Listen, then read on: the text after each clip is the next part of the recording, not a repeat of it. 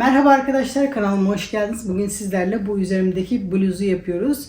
Bluz ya da kazak diyebiliriz. Bunu istediğiniz iple, istediğiniz uzunlukta yapabilirsiniz. Kişiye özel çalışıyoruz. Bu kıyafetin tam üzerinize oturmasını istiyorsanız ipin tarzına göre, ipin kalınlığına göre yakayı başladıktan sonra bunu kol ve beden ölçülerini vücudumuza göre ölçü alıyoruz. Benim yaptığım sıralarda yapmıyoruz arkadaşlar. Bu şekilde güzel bir bluzun ortaya çıkmasını istiyorsanız arkadaşlar sizden ricam videoyu atlamadan izlemeniz. Video aşamasında ilk aşamada bu üzerimde yapmış olduğum bluzu gösterdim. Bluz ya da kazak. Bunu daha kalın bir iple çalışmak istiyorsanız arkadaşlar onun sayılarını, sadece yaka sayılarını, başlangıç kurumasını video sonunda gösterdim. Bu video sonunda o sayılara bakabilirsiniz arkadaşlar. Sonra devamında bu üzerimde gösterdiğim kazağın tarifine geçmeniz gerekiyor başında. Kolu nasıl uzatabileceğinizi, nasıl daraltabileceğinizi. Ben bu kolu daralttım normalde. Bol yapısına göre kolu çalıştığınızda kol bol giden bir model. Ama ben bunu daralttım. Kol aşamasında da bunu nasıl daraltabileceğinizi gösterdim. İsteğe bağlı olarak salaşta yapabilirsiniz. Yapılışına geçmeden sizlerden ricam, bu videoların daha çok kişilere erişmesi için sizlerin beğenilerine ihtiyacımız var. Bu tarz videoları hazırlarken hem maddi hem manevi olarak emek harcıyoruz arkadaşlar. Ben de emeğimin karşılığını alabilmem için, daha çok kişilere erişebilmem için sizlerden sadece küçük bir beğeni istiyorum. Videoya başlamadan beğeni yaparsanız videomuz daha çok kişilere erişir. Bir diğer ricam da, eğer bu video sizin için faydalı olduysa bunu yorumlara yazarsanız sonraki gelecek arkadaşlara faydalı olacaktır. Çünkü bazı takipçiler yorumlara bakarak ondan sonra videoyu izliyor. Sizin yorumunuzla diğer kişilerin de videoyu izlemesini teşvik edebilirsiniz arkadaşlar. Bu kazakları çalışırken 3 farklı ip denedim. Bu kalın akrilik, bu ince akrilik, bu da yazlık bir koton ip kullandım. Kek şeklinde koton bir ip kullandım. 2 adet ip kullandım bunda. Gördüğünüz gibi renk geçişleri kek ipte olduğu gibi yapmak istedim. 2 ipin de her rengini aynı yerde kullandım. Kol altını yaptıktan sonra renk geçişleri aynı olsun diye burada kaç sıra yaptıysam kolda da aynı sırayı yaparak renk geçişlerini aynı şekilde yapmaya çalıştım. 2 ipi birden kullanarak bu şekilde renk geçişi aynı olsun diye bu şekilde yaptım. Krem renginden başlıyordu. Birinci ipin krem rengini bitirdikten sonra ikinci ipin de krem rengi ipini buraya ekledim. Ondan sonra açık yeşili bir ipi bitirdikten sonra diğer ipin de açık yeşilini ekleyerek 2 ipi birden böyle kullandım. İpin rengini bu şekilde vermeye çalıştım. Ben yurt dışında yaşıyorum. Yabancı marka ipler kullanıyorum. Türkiye'de benzer ipleri sizden gelen önerilerle aşağıda açıklama kısmına ekliyorum arkadaşlar. Açıklama kısmında ip önerisi eklerken bunu 1 numara, bunu 2 numara, bunu da 3 numara olarak ekleyeceğim. Açıklama kısmında ona göre bakabilirsiniz. Video sonunda bu kazaklara ne kadar ip kullandığımı belirttim. Yaptığım modellerde ben kullandığım ipi yumak olarak belirtmiyorum. Her modelde metre olarak belirtiyorum. Bunun sebebi de gördüğünüz gibi yumak ölçüleri hepsinde farklı. Bakın bu da bir yumak 213 metre, bu da bir yumak 932 metre. O yüzden yumak olarak ölçü vermiyorum. Genelde hep metre olarak veriyorum. Bu şekilde metreyi alacağınız iplerin arkasındaki toplam metreye bakarak o şekilde hesaplayabilirsiniz. Tabi bu ölçüler el sıklığına, ipin kalınlığına, tığ numarasına göre bu ölçüler değişecektir. Bir yumakla örmeye başlayınca tahmini ne kadar gideceğini hesaplayabilirsiniz. Bu modeli yaparken bu şekilde ince ip kullanıyor. Bunun kalın iple de yapabilirsiniz. Yapım aşamasında ince iple göstereceğim. Modele zincir çekerek başlıyorum. Yaka kısmı için toplamda 150 zincir gerekli.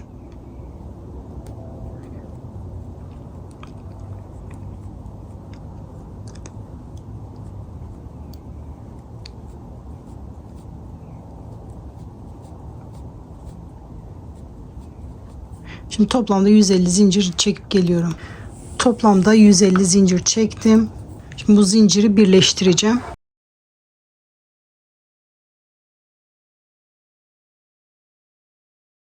Bunu bedenimize ölçü alarak yapacağımız için bütün bedenlere uyacaktır. İlk yaptığım zincire batarak sıramı birleştiriyorum. Şimdi yeni sıraya bunu düzelterek birleştirdim. Zincir dönük olmasın, elimle düzelttim. Aynı yönde birleştirdim. 3 zincir. Bu benim ilk trabzanım. 1. Şimdi sıradaki zincire batarak trabzan yapmaya başlıyorum. Omuz kısmından başladım. Sırasıyla bütün zincirlere trabzan yapmaya başlıyorum. Şimdi omuz kısmı için 34, ön ve arka için 41 tane trabzan yapacağız. 3. Şu anda 34 tane trabzan yapmam gerekli. Zincirlerin içine batarak bu şekilde trabzanlarımı yapıyorum. Köşeye kadar toplamda 34 trabzan yapalım. Şimdi omuz kısmı için toplamda 34 tane trabzan yaptım. Köşe yapıyoruz. 3 zincir. Tekrar sıradaki zincire batarak ön kısmı için ya da arka kısmı için trabzan yapmaya başlıyorum.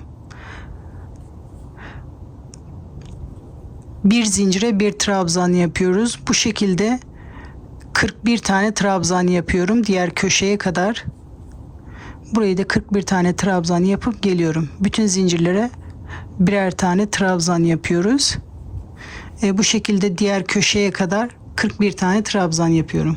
Bu kenar için de toplamda 41 trabzan yaptım. İkinci kenarımız da hazır. Şimdi bu kenara buradaki sayıda yapacağız. Köşe için 3 zincir. Sıradaki zincire batarak trabzan yapmaya başlıyorum. Şimdi diğer kenara döndük. Bu ilk kenarda yaptığım gibi omuz kısmı 34 trabzan yapıyorum. Köşeye kadar 34 trabzan yapalım. Şimdi burayı da köşeye kadar yapalım. Şimdi diğer omuz kısmını da yaptım. Toplamda 34 trabzan yaptım. Şimdi dönüyorum. Arka kısmı yapıyorum. Burada 41 tane trabzan yapmıştım. Burada da 41 tane trabzan yapacağım. Köşe işlemini yapıyorum. 3 zincir, sıradaki zincire batarak trabzan yapmaya başlıyorum. Bu kenar içinde toplamda 41 trabzan yapıyorum sıra sonuna kadar. Bunu da sıra sonuna kadar yapalım. Şimdi sıra sonuna kadar geldim. Sıramı birleştiriyorum. Normalde 3 zincir çekerek birleştirmem gerekiyor. Birleştirme kısmını trabzan yaparak yapacağım. Tığıma bir sefer doluyorum. Burada 3 zincir çekmiştik. 3. zincire batarak trabzanımı yapıyorum.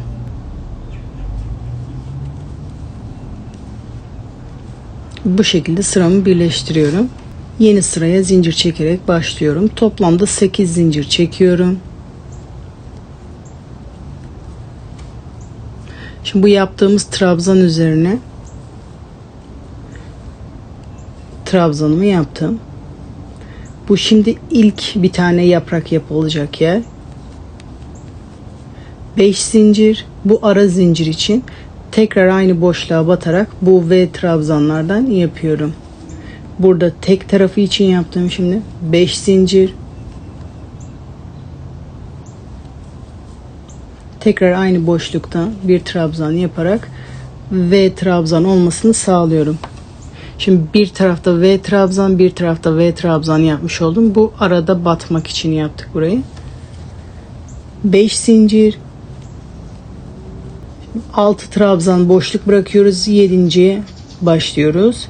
Bu ilk yaptığımız zinciri de sayıyorum. 1, 2, 3, 4, 5, 6.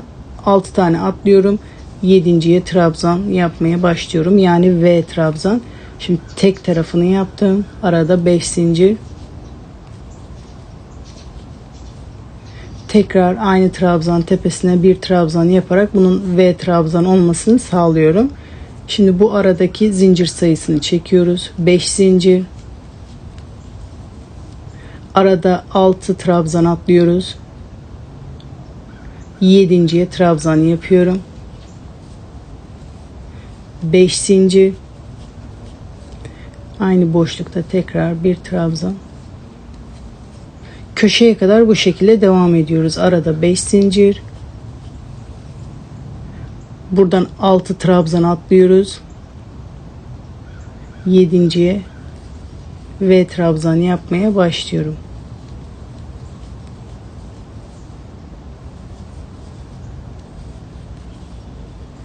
Beş zincir.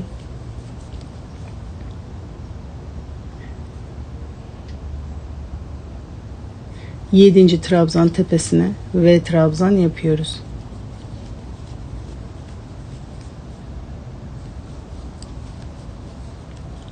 5 zincir,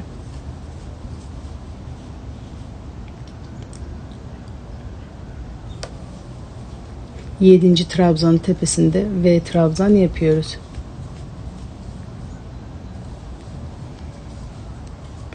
5 zincir,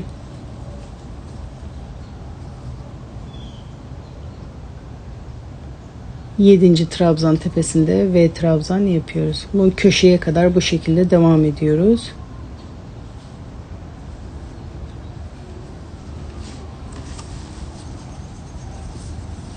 Bu köşede başladık. Aralara bu V trabzanlardan yaptık. Şimdi köşeye geldim. Aynı buradaki köşe işlemini yapıyorum. 5 zincir. Burada 6 trabzan var. Onların tepesine batmıyoruz. Direkt boşlukta V trabzanı yapmaya başlıyorum.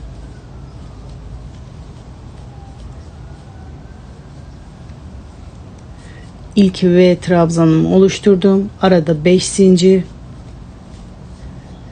Tekrar aynı boşlukta V trabzanı yapmaya başlıyorum. Şimdi tek tarafını yaptım.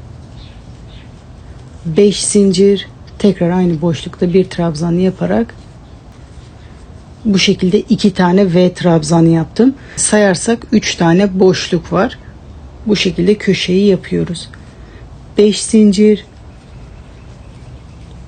Buradan 6 trabzanı atlıyoruz. 7.'ye V trabzanı yapmaya başlıyorum.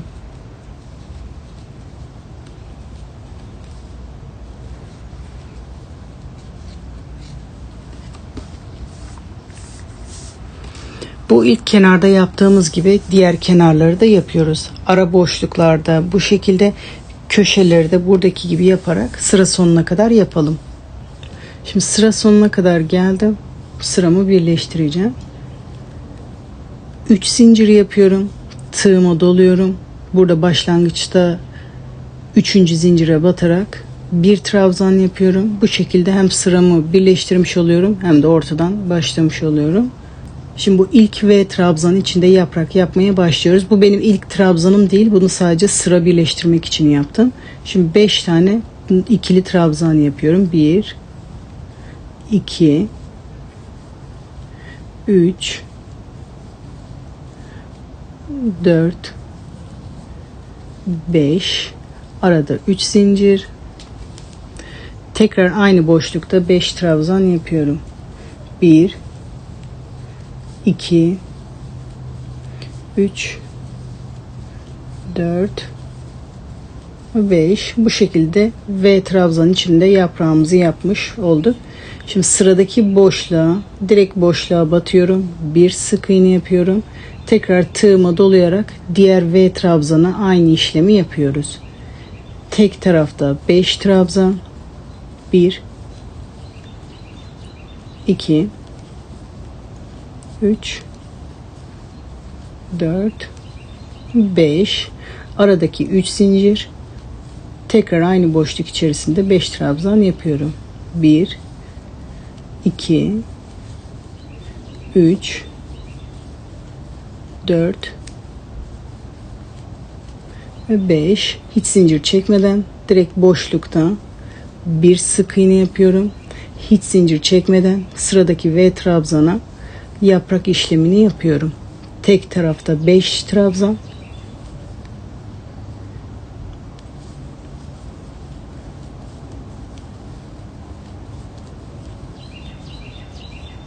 Arada 3 zincir. Tekrar aynı boşlukta 5 trabzan yapıyorum. 1 2 3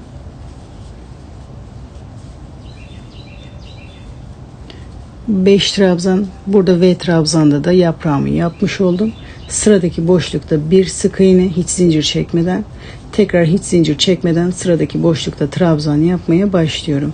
Şimdi bu yaptığımız yaprakları bu aradaki bütün V trabzanların üzerine yapıyoruz. Köşeye kadar aynı şekilde devam ediyoruz. Son bir yaprak daha göstermek istiyorum. Tek tarafta 5 trabzan.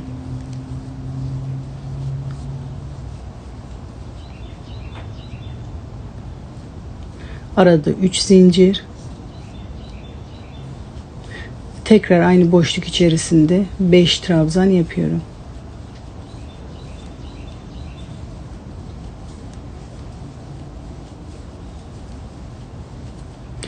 Hiç zincir çekmeden sıradaki boşlukta bir sık iğne yapıyorum. Hiç zincir çekmeden yeni yaprağa başlıyorum. Bu şekilde köşeye kadar yapalım. Köşeye kadar geldim. Aynı şekilde köşeye de devam ediyoruz. 5 trabzan,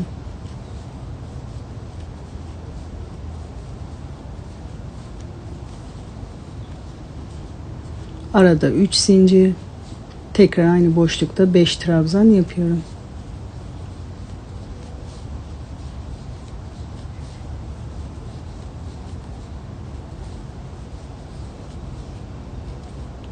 Sıradaki boşluğa hiç zincir çekmeden bir sık iğne, tekrar hiç zincir çekmeden sıradaki V trabzanda yaprak işlemini yapıyorum.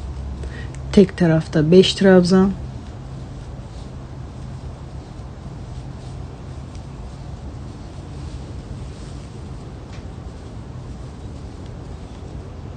arada 3 zincir, tekrar aynı boşlukta 5 trabzan yapıyorum.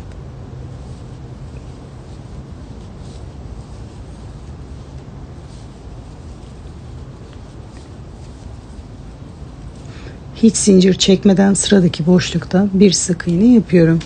Diğer kenar ve köşeleri bu yaptığımız şekilde yaparak sıra sonuna kadar yapalım. Sıra sonuna kadar geldim. Sıra sonunda da zincir çekmeden burada birleştirme yaparken yaptığım trabzanın tepesine batarak bir iz sürümü yapıyorum. Sıramı bu şekilde birleştiriyorum. Şimdi ikinci sıraya başlıyorum. Bu sırada bu yaptığımız V trabzanları boşluklara yapacağız. 8 zincir çekerek başlıyorum. Tığıma doluyorum. Aynı boşluğa batarak bir trabzan yapıyorum. Boşluktaki V trabzanımı yapmış bulunuyorum. 3 zincir yapıyorum. Şimdi bu yaprakların tepesine bu trabzanların yanında boşlukta bir sık iğne yapıyorum. 3 zincir, trabzanların yanında boşlukta bir sık iğne yapıyorum. 3 zincir. Bu kenar içinde. Şimdi bu köşeyi yapıyoruz. Köşe diğer sırada yaptığımız V trabzanların aynısını yapıyoruz. Sık iğnenin tepesine batarak V trabzanımı yapmaya başlıyorum. Bu tek tarafı 5 zincir. Tekrar aynı sık iğneye batarak trabzanımı yapıyorum. İlk V trabzanımı yapmış bulunuyorum. Şimdi bu aradaki 5 zinciri yapmam gerekiyor. 5 zincir, şimdi tekrar aynı sık iğnenin tepesine batarak bir V trabzan daha yapıyorum. V trabzanın tek tarafını yaptım. Şimdi 5 zincir. Tekrar aynı boşluğa batarak trabzanımı tamamlıyorum. Gördüğünüz gibi toplamda 4 tane trabzan var, 3 tane boşluk var. Bu kenardakiler V trabzan, bu da arada batmak için sadece 5 zincir. 3 zincir. Sıradaki yaprağın hemen trabzanın yanında bir sık iğne. 3 zincir. Trabzanın yanında aynı boşlukta bir sık iğne yapıyoruz. Şimdi köşeyi yaptık. Şimdi normal ara boşluklarını yapıyoruz. 3 zincir. Sık iğnenin tepesinde V trabzan yapıyorum. İlk önce bir trabzan, 5 zincir. Tekrar aynı boşlukta bir trabzan yaparak V trabzan yapıyorum. 3 zincir. Yaprağın tepesinde trabzanın yanında bir sık iğne. 3 zincir ve trabzanın yanında bir sık iğne. Son bir tane daha yapıyorum. 3 zincir, sık iğnenin tepesinde ve trabzanımı yapıyorum.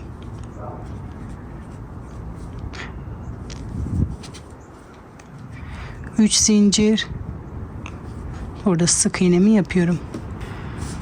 Bu düz olan yerlerde bu şekilde arada V trabzan, köşede de 2 tane V trabzan yaparak sırayı tamamlıyoruz. Bu şekilde sıra sonuna kadar yapalım. Sıra sonuna kadar geldim. Birleştirme kısmını da trabzanla yapacağım. Buradan 3. zincire batarak bir trabzan yapıyorum. Sıramı bu şekilde birleştiriyorum. Şimdi bu yaptığımız V trabzanlara yaprak yapmaya başlıyoruz. Şimdi bu ve bundan sonraki sıralar bu yaptığımız V trabzanla şu anda yapacağımız yaprağı yaparak bunu devam edeceğiz. Aynı iki sırayı tekrar ederek devam edeceğiz. Şimdi burada yaprak yapmaya başlıyorum. Bu ilk yaptığımı saymıyoruz. O sadece birleştirme içindi. Şu anda saymaya başlıyorum. 1, 2, 5 trabzan yapıyorum.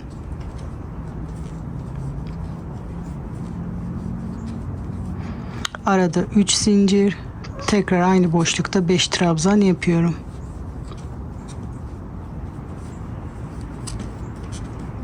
Üç, 4, 5. Burada yaptığımız 3 zincirlere batarak bir sık iğne yapıyoruz. Şimdi köşede yaprak yapmaya başlıyoruz. İlk V trabzanın içinde yaprak yapmaya başlıyorum. Toplamda 5 trabzan.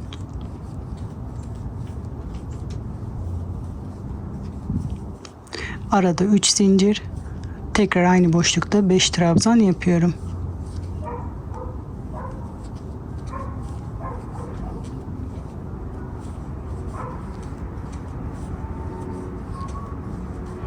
Sıradaki boşlukta bir sık iğne. Şimdi köşenin diğer yaprağını yapıyorum. Tek tarafta 5 trabzan yapıyorum.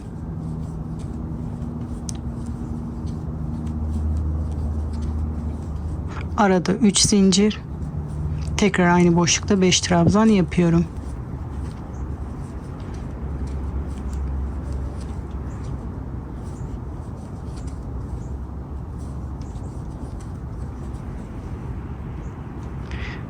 Bu yaprağın üzerindeki 3 zincire batarak bir sık iğne yapıyorum.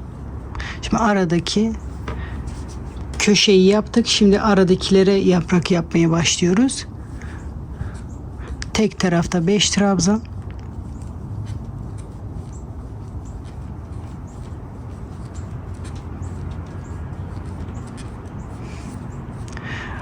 Arada 3 zincir. Tekrar aynı boşlukta 5 trabzan yapıyorum.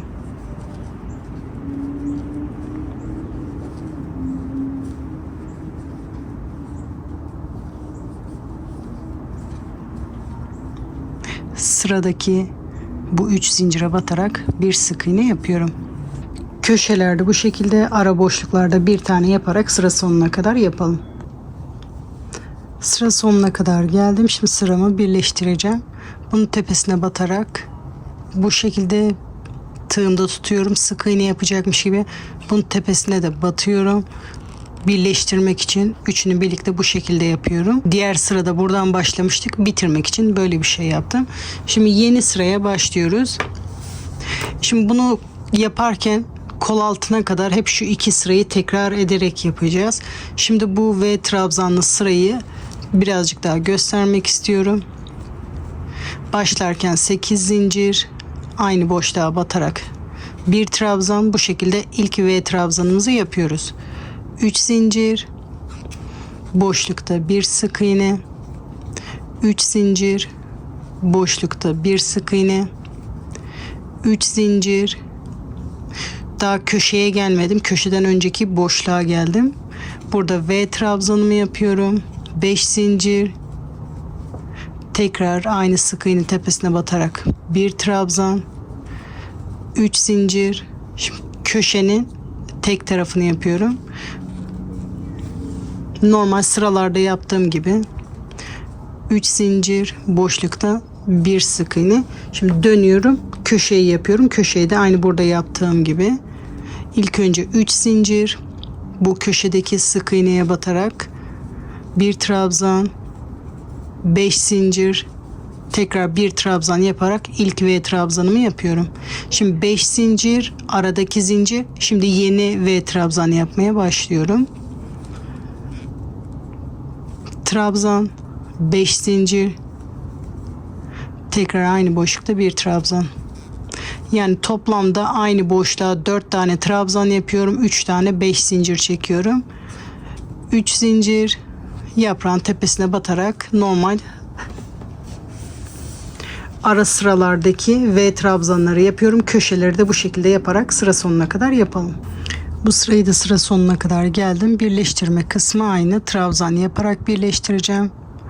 3. zincire batarak trabzanımı yapıyorum. Şimdi ikinci sırada şu yapraklı sırayı yaparak bu sırayı tamamlayacağız. Bundan sonra şu 2 sırayı tekrar ederek bunu koltuk altına kadar yapıyoruz. Yaprakta son bir kere göstermek istiyorum.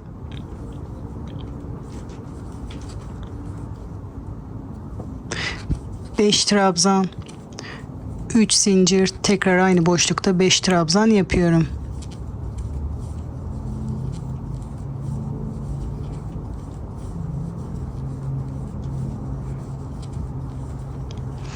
Sonra sıradaki yaprağın tepesindeki 3 zincire batarak bir sık iğne yapıyorum. Tekrar sıradaki V trabzana yaprak yapmaya başlıyorum. Kenarlarda birer tane bu yapraklardan yapıyoruz. Köşede 2 tane yapıyoruz. 5 trabzan, 3 zincir, tekrar aynı boşlukta 5 trabzan yapıyorum.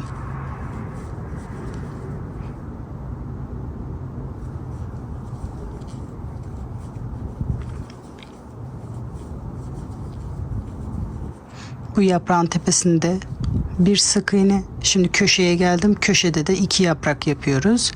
Yaprak yapılışları aynı. Tek tarafta 5 trabzan.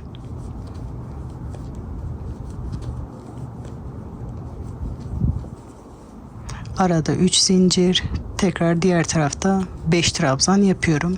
Aynı boşluk içerisinde.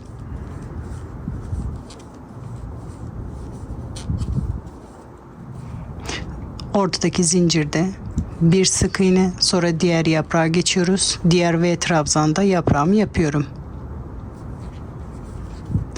Tek tarafta 5 trabzan. Arada 3 zincir. Tekrar aynı boşluk içerisinde 5 trabzan yapıyorum.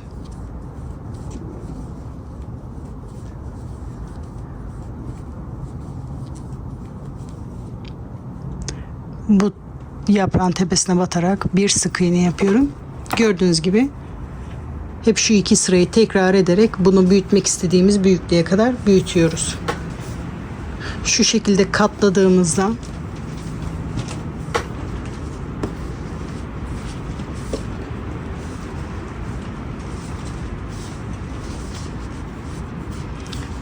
katladığımızda burası koltuk altına gelene kadar bunu büyütüyoruz. Bu köşelerden kendisi büyüyor. Bunu koltuk altımıza gelene kadar bunu büyütüyoruz. Ondan sonra beden yapmaya devam ediyoruz. Şimdi bunu büyütüp geliyorum. Bunu koltuk altına kadar ördüm. Şimdi bunu ideal ölçüye gelmiş mi ona bakıyorum. Kafamdan geçiriyorum. Bu şekilde kol altından tuttuğu zaman bunlar ucuca geliyorsa benim için ideal ölçüye gelmiştir. Ama ben bunu çok bol bir şekilde yapmayacağım. Öyle ölçü alıyorum. Eğer bunu daha salaş istiyorsanız bunu biraz daha büyüterek o şekilde ölçü alırsak hem beden hem de kol daha salaş olmuş olur. Bu şekilde ölçü aldıktan sonra beden kısmını örmeye geçebiliriz. Şimdi bunu üzerimizde ölçü aldık. Kol altına kadar ördük. Benim ek yeri gördüğünüz gibi buraya kadar kaydı. Şimdi benim kol altından devam etmem gerekiyor. Buraya kadar iz sürme yapmam çok fazla olacak. O yüzden şu anda burada sıramı burada ekledikten sonra bir zincir çekiyorum. İpimi burada kesiyorum.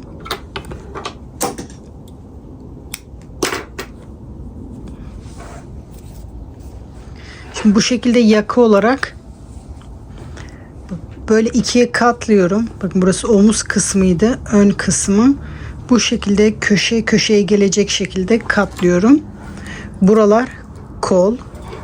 Burası da kol. Şimdi ölçümüzü aldıktan sonra kol kısmını birlikte örmüyoruz. Onu farklı öreceğiz.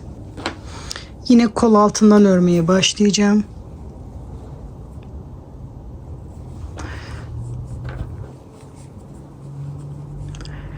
Bu çoğaltmayı yaparken 2 yaprak oluyordu. Bir yaprak kol için, bir yaprak için, bir yaprağı beden için büyütüyorduk, bir yaprağı da kol için büyütüyorduk. Şimdi tekrar aynı boşlukta başlayacağım. Köşeyi yaptığımız yerde ama artık 2 yaprak yapmayacağım. 8 zincir, tekrar aynı sık iğnenin tepesine batarak bir trabzan yapıyorum. Tek yapacağım, çifti yapmıyorum. 3 zincir, bu kol tarafındaki köşeye batarak bir sık iğne yapıyorum. Normalde 3 zincir çekip tekrar batıyordum. Şimdi 3 zincir yapıyorum. Buradaki işlemi diğer tarafa doğru geçiyorum. Bu aradaki zincir, bunun tepesinde yaptığım işlem oluyor. Şimdi bakın, diğer tarafa, kol tarafındaki yaptığım yaprağa batarak bir sık iğne yapıyorum. 3 zincir. Bakın, burası kol kısmıydı. Kol kısmına yapmıyoruz. Şimdi diğer köşenin ortasına gelerek beden yapmaya devam ediyoruz. Yani bu ortadaki yaprak kısmını yapıyoruz. Artık çoğaltma yapmıyoruz. Tek yapacağım. 5 zincir. Tekrar aynı boşluğa batarak bir trabzan yapıyorum. 3 zincir. Bunun tepesine batarak bir sık iğne. 3 zincir. Tekrar aynı boşluğa batarak bir sık iğne yapıyorum. Şimdi bundan sonrası diğer kola kadar aynı. 3 zincir, ara boşluğa sık iğnenin tepesine batarak bir trabzan. 5 zincir, aynı boşluğa batarak bir trabzan. 3 zincir, yaprağın tepesinde batarak bir sık iğne yapıyorum. 3 zincir, tekrar aynı boşlukta bir sık iğne yapıyorum. Aynı yaka kısmında yaptığımız gibi örmeye devam ediyoruz. Bunu diğer kol altına kadar, buraya kadar örelim. Diğer kolun oraya kadar geldim. Köşede bir tane yaprak yeri yapıyorum. 5 zincir, tekrar bu sık iğnenin üzerine batarak bir trabzan yapıyorum. Yaprak yerini hazırlıyorum. Normalde 2 tane yapıyorduk. Tek yaptım. 3 zincir, bu kol tarafındaki yaprağa batarak bir sık iğne yapıyorum. Bunun tepesinde yaptığımız 3 zinciri çekiyorum. Diğer köşeye gidiyorum. Kol tarafındaki yaprağa batarak bir sık iğne yapıyorum. Burayı da birleştirmiş oluyoruz. 3 zincir, buranın köşesine batarak ve trabzanı yapıyorum. Tekrar aynı boşlukta bir trabzan.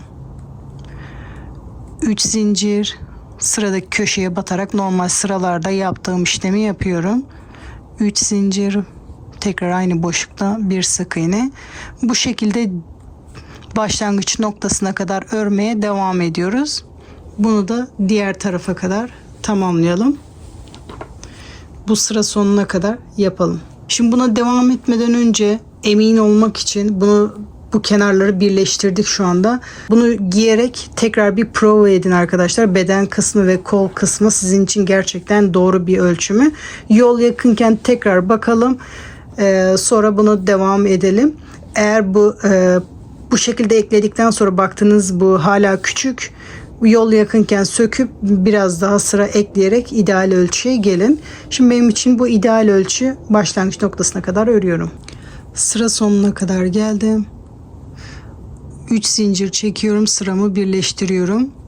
Bunun 3. zincirine batarak iz sürümü yapıyorum. Şimdi normal yaprak yapmaya başlıyorum. 3 zincir.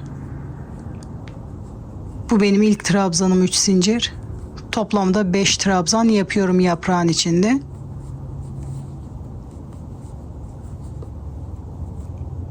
Arada 3 zincir. Tekrar aynı boşlukta 5 trabzan yapıyorum.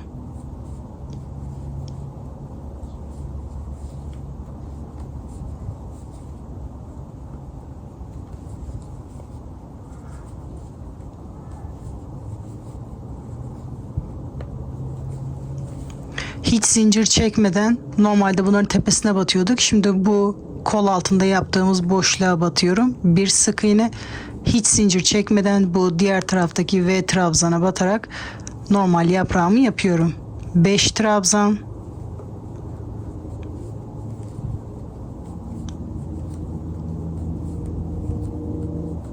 Arada 3 zincir. Tekrar aynı boşlukta 5 trabzan yapıyorum.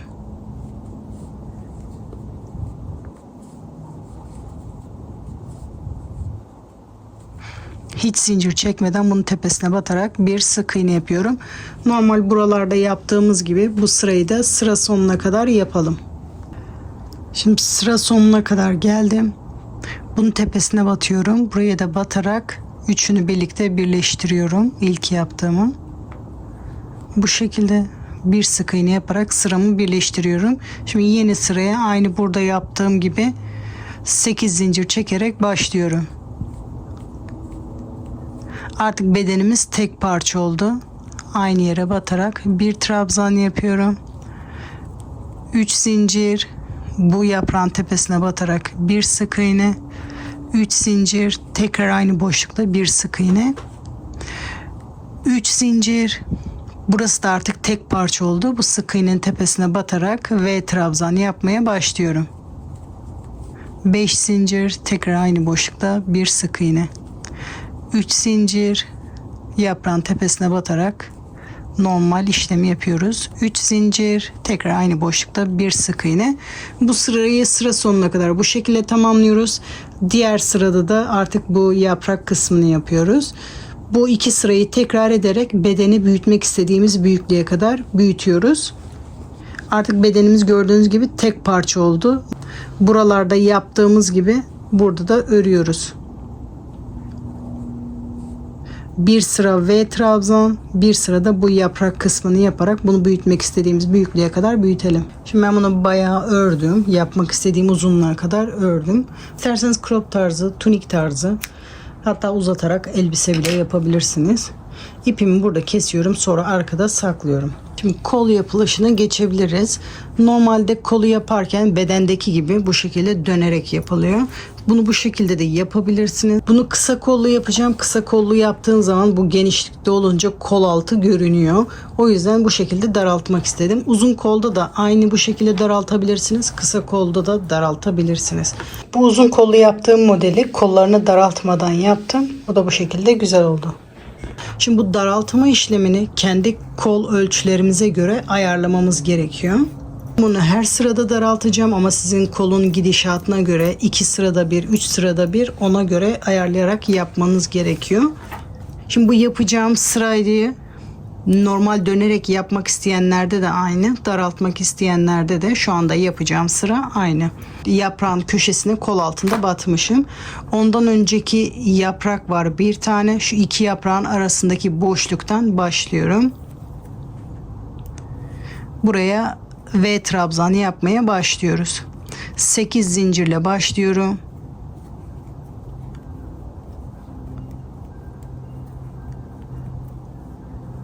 Aynı sık iğnenin olduğu yere batarak bir trabzan yapıyorum. İlk V trabzanımı oluşturuyorum. 3 zincir çekiyorum. Bu köşeye batarak normal yaprakların tepesinde yaptığım işlemi yapıyorum. 3 zincir, tekrar aynı boşluktan bir sık iğne. 3 zincir. Bakın burada iki yaprak arasında da işlemi yapıyorum. Normal V trabzana. 5 zincir, tekrar aynı boşlukta bir trabzan, buradaki V trabzanımı da oluşturdum. 3 zincir. Beden kısmını yaparken bu köşeleri birleştirmiştik. Bu sırada da kesebilirdik ama kesince bu delik kısmı çok fazla oluyor. Onu engellemek için şu anda bu sırada kesme işlemi yapmıyorum. Birleştirirken bu köşeyi batmıştık. Onun köşesine batıyorum. Bir sık iğne yapıyorum. Normalde 3 zincir yapıp tekrar aynı boşluğa batıyordum. Şimdi tekrar 3 zincir yapıyorum. Diğer taraftaki birleştirdiğim köşeye geliyorum. Bakın beden kısmında burayı birleştirmiştim. Onun tepesine batarak bu yaprakların üzerinde yaptığım 3 zinciri bu şekilde yapıyorum. Yapraklı sırayı yaparken arada battığımız sık iğneyi buraya batacağız.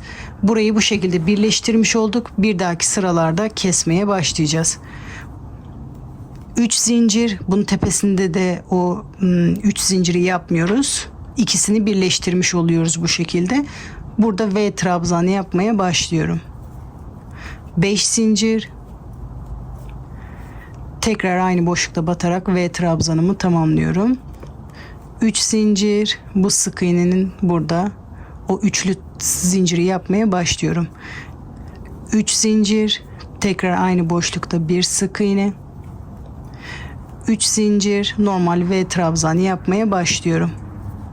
Bu sırayı sıra sonuna kadar bu şekilde devam ediyoruz. Normal bedende yaptığımız gibi. Sadece şu kol altında bu kısmı yapmamız gerekiyordu. 5 zincir, tekrar aynı boşlukta bir trabzan, 3 zincir, bunun tepesine batarak devam ediyoruz. Bu sırayı da bu şekilde başladığımız yere kadar, buraya kadar yapalım. Sıra sonuna kadar geldim.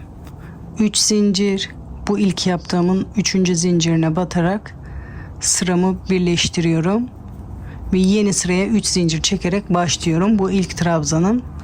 Şimdi yaprak yapmaya başlıyorum. 5 trabzan,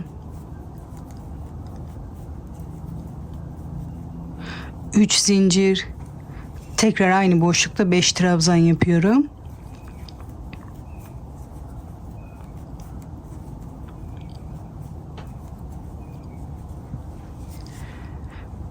Bunun tepesine batarak bir sık iğne. Bu kısımlar koltuk altına kadar normal bedende yaptığımız gibi. 5 trabzan,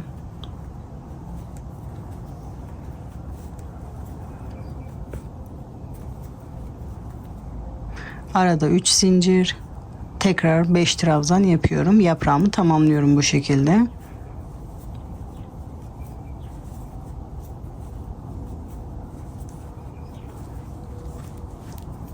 Şimdi bu sık iğneyi bakın diğer sırada göstermiştim. Bu ikisi arasında 3 zincir yapmıştım. Normalde bunların tepesine batıyorduk. Bu aradaki 3 zincire batarak bir sık iğne yapıyoruz.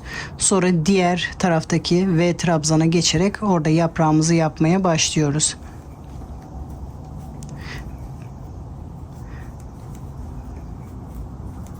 Beş trabzan, arada 3 zincir, tekrar aynı boşluk içerisinde 5 trabzan yaparak yaprağımı tamamlıyorum. Bunu bu şekilde tamamlıyorum. Sıra sonuna kadar devam ediyoruz. Bedende yaptığımız gibi bundan sonrası aynı. Buraya batarak sık iğne yapıyorum. Koltuk altını yaptıktan sonra diğer kısımlar aynı. Bu şekilde sıra başına kadar yapalım. Sıra sonuna kadar geldim. Bunun tepesine batıyorum. Buradaki 3. zincire de batarak sıramı birleştiriyorum. Üçünü birlikte yaparak bir zincir çekiyorum, birleştiriyorum.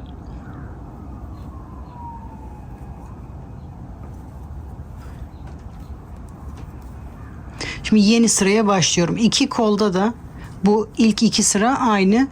Şimdi bu sırada artık daraltmak mı istiyorsunuz, bu şekilde düz olarak devam mı etmek istiyorsunuz, onu kendiniz karar veriyorsunuz. Bakın şu anda çok geniş bu benim için. Bunu salaş yapmak istiyorsanız kolunu bu şekilde dönerek devam edebilirsiniz. Yeni sıraya 8 zincir yaparak başlıyorum. İlk V trabzanımı yapıyorum. 3 zincir. Bu yaprağın tepesinde normal yaptığımız işlemi yapıyoruz. 3 zincir, tekrar bir sık iğne. 3 zincir. Burada sık iğnenin tepesinde V trabzanımı yapıyorum.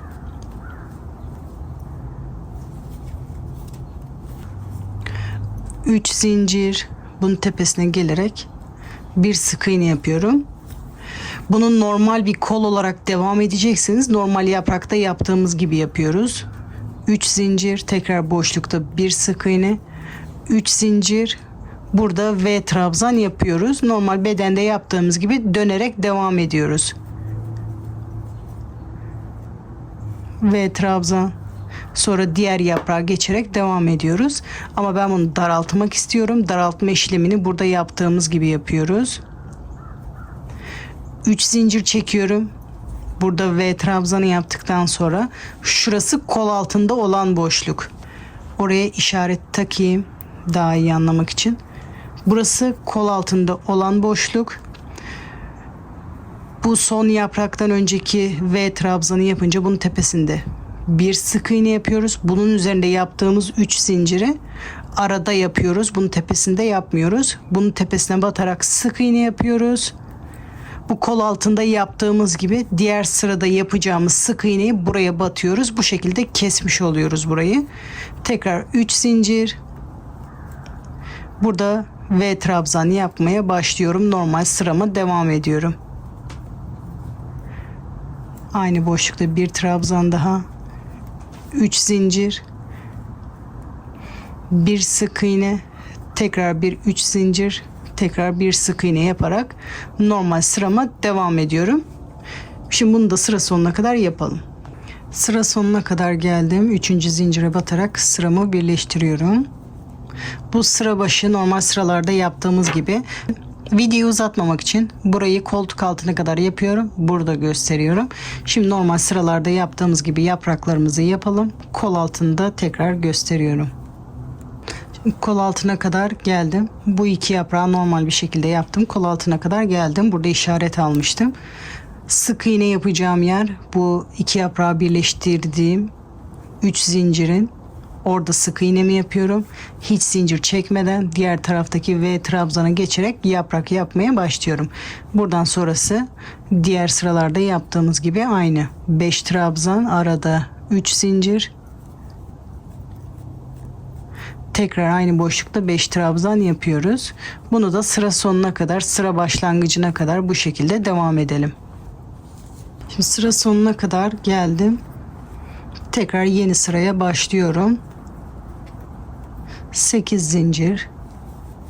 Son 2 sıra daha göstermek istiyorum. Ondan sonra kolu istediğimiz uzunluğa göre yapıyoruz. 3 zincir. Aynı boşlukta bir sık iğne. 3 zincir. Bu sık iğnenin orada V trabzanımı yapıyorum.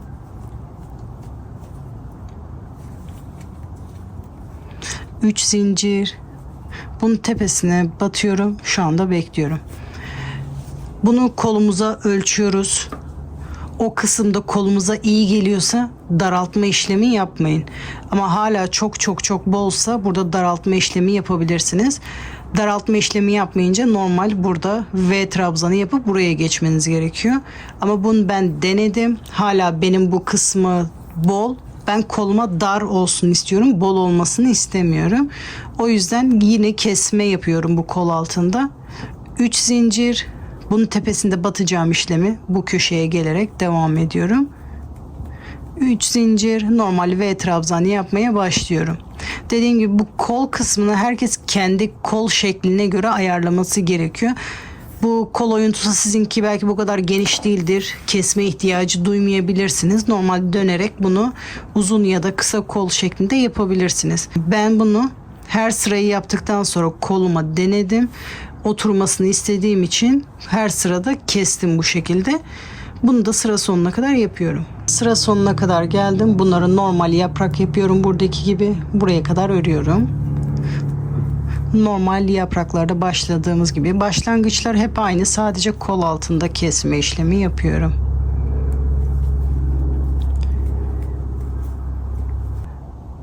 Kol altına kadar geldim. Burada sık iğne yapıyorum.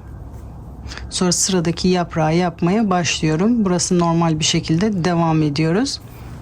Kolu da bu şekilde yapıyoruz. Bunu yapmak istediğimiz uzunluğa kadar yapıyoruz. Şimdi kolumu yapmak istediğim uzunluğa kadar yaptım. Hafif dirseğimin üzerine gelecek şekilde yaptım. Bunu bileğe kadar da uzatabilirsiniz. Fakir kolda yapabilirsiniz. Kolu kendi kol boyumuza göre ayarlıyoruz arkadaşlar. Bunun yakasını bu şekilde kare tutabilirsiniz. Dilerseniz lastikte yapabilirsiniz. Etek boyuyla kol boyu ekstra bir işlem yapmadık. Normal yaprakların bittiği sıralarda bıraktık. Lastik yapmak isteyenler de şu şekilde lastik yapabilir. Bu şekilde karede tutabilirsiniz. Burada herhangi bir zincire batıp başlıyorum. 3 zincir. Kıyafetinin yüzü bana doğru tersten yapmıyorum. Şimdi sırasıyla bir trabzanın bu zincirlere batarak yapmayacağız. Sırasıyla bu trabzanın bir trabzanın arkasından beri bu şekilde trabzan yapacağız. Bir trabzanın da bu şekilde tersinden beri yapacağız. Bu şekilde lastik yapıyoruz. Bir düz, bir ters. Bir düz, bir ters. Bu şekilde lastiğimizi yapıyoruz. Köşeye kadar geleceğim. Köşede de göstereceğim. Ondan sonra sıra sonuna kadar aynı devam ediyoruz. Bir düz, bir ters,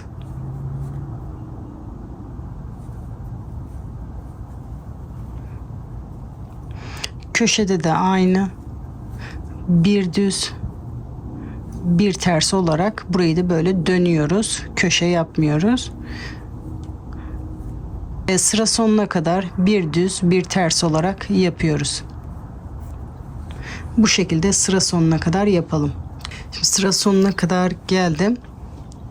Düz yaptım. Son bir trabzan kaldı. Onu da arkasından beri bu şekilde ters yapıyorum. Bu ilk yaptığımın tepesine batarak sıramı birleştiriyorum. Aynı diğer sırada yaptığımız işlemi yapıyoruz. 3 zincir çekerek yeni sıraya başlıyorum. Düz yaptığımı düz yapıyorum.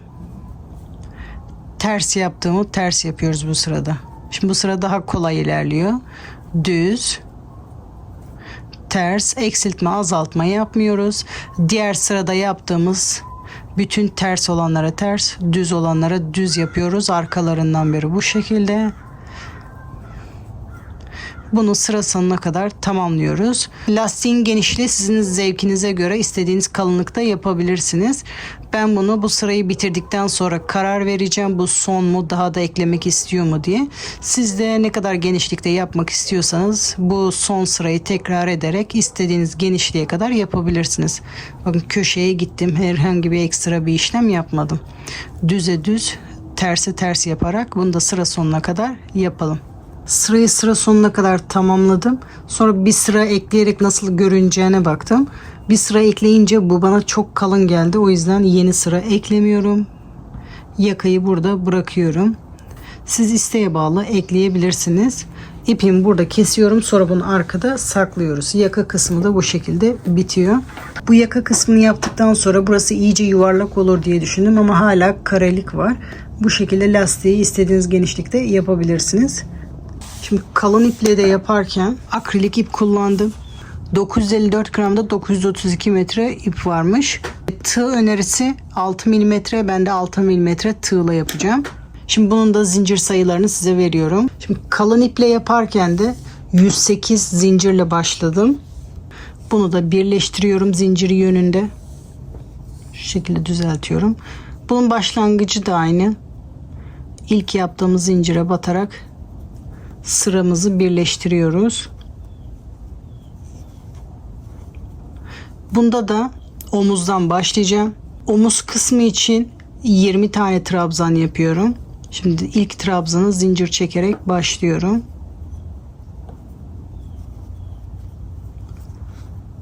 Bir, 2 ve 3. Şimdi bu ilk zincire battığımız. Şimdi sırasıyla bütün zincirlere batarak birer tane trabzan yapıyorum. Aynı diğer modeldeki gibi zincirlere batarak birer tane trabzan yapıyorum. Omuz kısmı için köşeye kadar 20 tane trabzan yapıyorum. Omuz kısmını hazırladım. 20 tane trabzan yaptım. 3 zincir, sıradaki zincire batarak trabzan yapmaya başlıyorum. Şimdi bu kısım için de köşeye kadar 34 tane trabzan yapıyorum. Yaptığımız kısımlar diğer modelde yaptığımızla aynı. Ben sadece sayıları göstermek için kısa kısa gösteriyorum. Videoyu uzatmamak için köşeye kadar 34 tane trabzan yapalım. Bunu da köşeden köşeye kadar 34 tane trabzan yaptım. Tekrar köşe yapıyoruz. 3 zincir, sıradaki zincire batarak omuz kısmına başlıyoruz.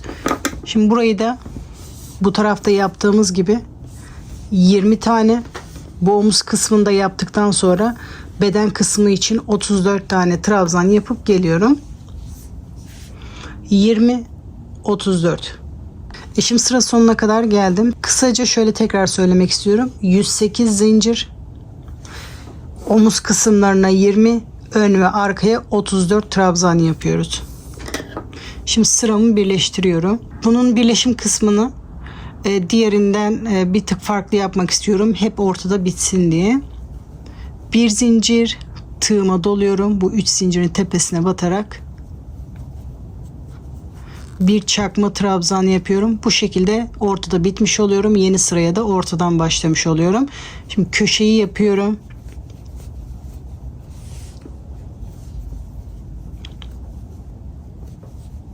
Sekiz zincir. Aynı boşlukta tekrar bir trabzan yapıyorum. Bu köşelerde çoğaltma işlemi yaptığımızda 2 tane V trabzan, bir de arada 5 zincir oluyordu. Şimdi tek tarafını yapıyorum. Diğerinde sıra bitiminde yapacağım. 5 zincir. Şimdi bundan sonrası diğer modelle aynı. 6 trabzan atlıyorum. 7.'ye trabzan yapmaya başlıyorum. 1, 2, 3, 4, 5, 6. 7.'nin üzerinde V trabzan yapıyorum. 5 zincir. Aynı boşlukta tekrar trabzan. 5 zincir. 7. trabzanın üzerinde V trabzan yapıyorum. 1, 2, 3, 4, 5, 6, 7. 5 zincir. Tekrar aynı boşlukta trabzan. 5 zincir.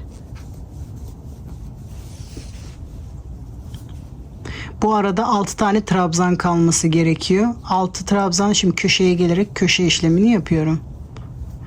2 tane V trabzan yapacağım.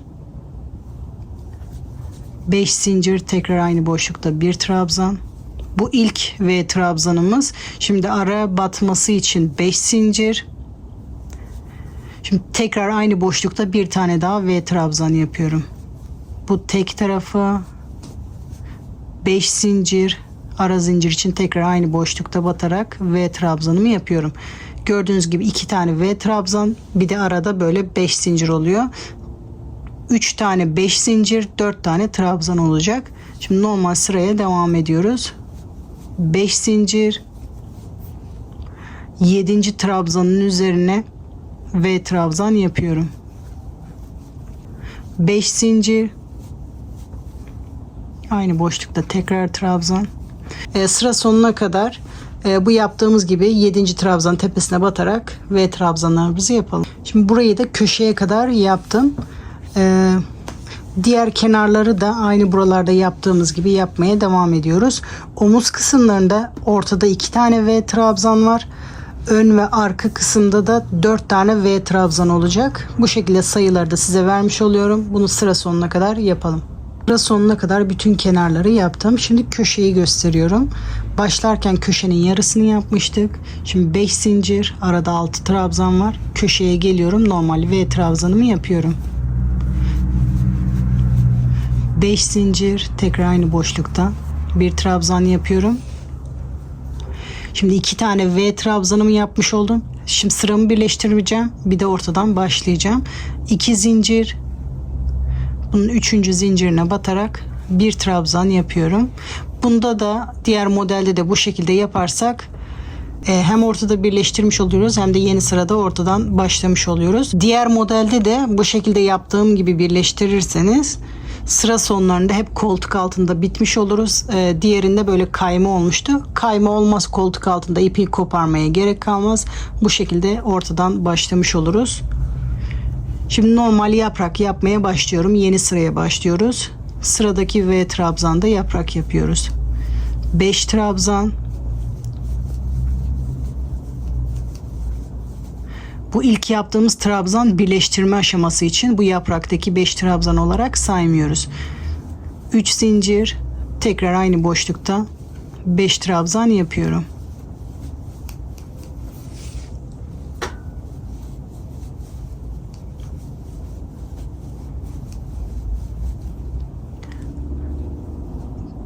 Boşlukta bir sık iğne yapıyorum. Sonra tekrar V trabzanda yaprak yapmaya başlıyorum.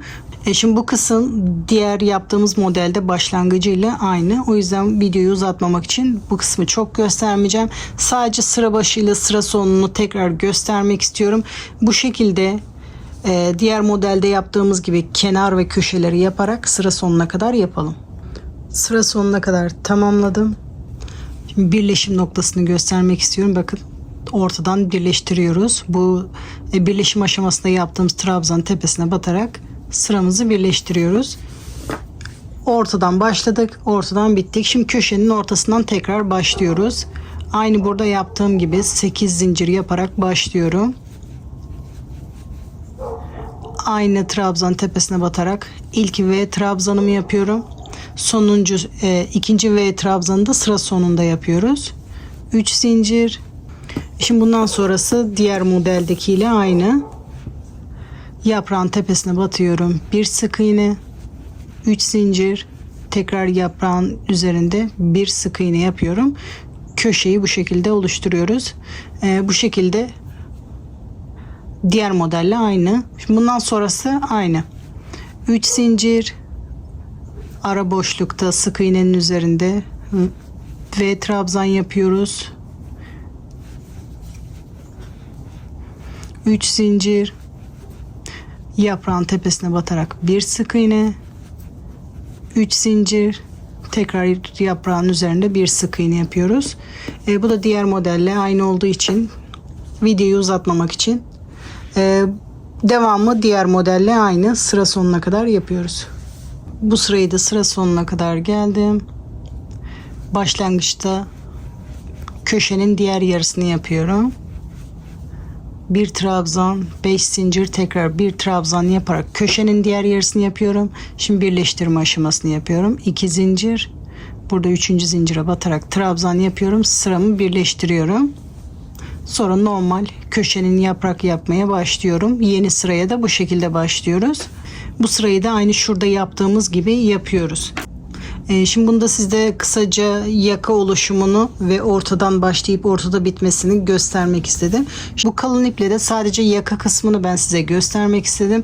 Bundan sonraki aşamaları şu son 2 sırayı tekrar ederek videonun başında anlattığım ince iple olan kısma bakarak bunu devam edebilirsiniz. Beden ve kol kısmı için video başına bakabilirsiniz.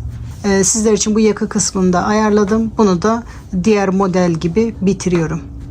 Kazağımın bitmiş hali bu şekilde. Umarım sizler de beğenmişsinizdir arkadaşlar. Ben kadife etekle kombinledim. Bu mevsimlik bir kazak oldu. Gördüğünüz gibi kalın ve yazlık bir iple denedim. Onunla da güzel oldu. Diğer iplerle çalıştığım kazakları ütülemedim. Sadece bu ipi ütüledim. Sadece bu üzerindeki kazağı ütüledim. Ütülenebilir olduğu için bakın rahatlıkla ütüledim ve giydim. Bu kazağı yaparken o koton ipten, kek ipten 2 adet kullandım. İnce akrilik ipi çalışırken ince akrilik ip kullanmıştım. İpimde 437 metre ip vardı. Bu şekilde 3 adet ip kullandım buna. Bu kalın iple çalışırken de yapım aşamasında gösterdiğim ipin hepsini kullanmadım. Onda da yaklaşık 850 metre kadar ip kullandım. Modelin yapılışı bu kadar. Umarım sizler de yaparken keyif almışsınızdır arkadaşlar. Sıradaki videolardan haberdar olmak için kanalıma hala abone değilseniz kanalıma ücretsiz abone olabilirsiniz arkadaşlar. Videomun daha çok kişilere erişmesi için beğen ve yorum yaparak destek olursanız sevinirim arkadaşlar. Sıradaki videolarda görüşmek üzere. Hoşçakalın.